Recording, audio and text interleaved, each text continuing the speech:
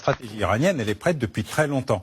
L'ayatollah Khamenei, lors de la guerre des 12 jours, a organisé et sa succession et l'organisation de la défense du pays, quoi qu'il arrive, y compris en fonction de sa propre disparition. Ça veut dire que, pardon, juste pour être bien sûr de comprendre, parce qu'on fait mine de découvrir la stratégie iranienne de frapper tous azimuts, y compris les monarchies du Golfe. Vous nous dites, c'est une stratégie qui était établie, définie. Et dont ils ont prévenu toutes les monarchies du Golfe, les unes derrière les autres, en disant attention, si nous sommes attaqués de manière massive par les États-Unis, et s'il y a échec des conversations à Oman, vous serez tous touchés, non pas en tant que pays, et d'ailleurs le ministre des Affaires étrangères iranien a bien précisé les choses, mais parce que vous abritez des bases qui permettent que nous soyons attaqués ou qui prennent des ennemis. Alors, il y a quelques curiosités dans cette affaire.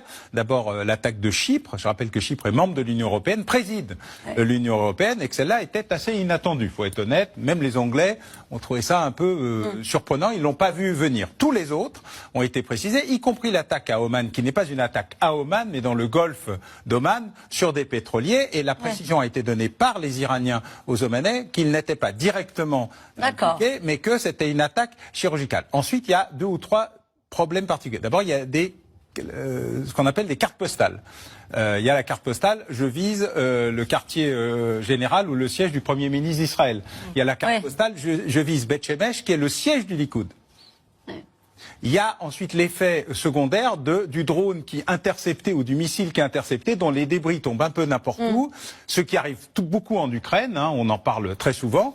En Ukraine, les Russes font délibérément visent des cibles civiles. Là, il y a beaucoup de débris qui tombent un peu n'importe où, parce qu'une fois qu'un truc est intercepté, s'il n'est pas immédiatement totalement détruit, ça peut tomber sur un hôtel ou ailleurs. Mais toutes les cibles iraniennes sont parfaitement logiques, rationnelles et ont été annoncés à toutes les monarchies du Golfe avant, y compris les Saoudiens.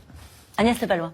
Oui, ce qui est clair, c'est que les Saoudiens, d'ailleurs, avaient bien mis en garde Trump avant, en disant il faut surtout pas qu'il y ait de frappe sur l'Iran, puisque c'est nous qui allons être les premiers visés en termes de riposte de la part de l'Iran. Et donc, la grande inquiétude des pays du Golfe, c'était qu'effectivement, ces frappes se déroulent. Et quand j'étais à Riyad il y a 3 semaines, ils se doutaient bien que quand même les frappes auraient lieu, parce que l'armada déployée était telle qu'ils ne voyaient pas comment Trump avait mis autant de moyens sans l'utiliser. Mais ils nous disaient, nous, on n'arrête pas de parler avec Trump pour éviter, parce qu'on sait qu'il y a tellement de bases américaines dans la région qu'elles seront visées et il peut y avoir en plus des dégâts collatéraux, bien évidemment.